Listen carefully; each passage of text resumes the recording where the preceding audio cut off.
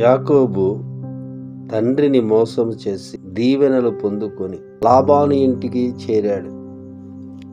అక్కడ యాకోబును మోసగించాడు లాబాను.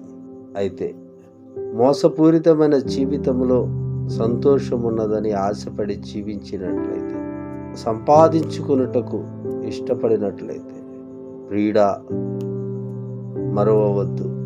తీర్పు చేయువాడు ఉన్నాడు, న్యాయము తీర్చువాడు ఉన్నాడు. నువ్వు ఏ రీతిగా అయితే మోసపూరితమైన జీవితం జీవించావో అదే నీవు అనుభవించవలసి వస్తుంది. ఎవడు తవ్వుకున్న గుంతలో వాడు పడతాడని, అది వాని కొరకే సిద్ధపరిచిందని దేవుని లేఖనాలు చెబుతుంది.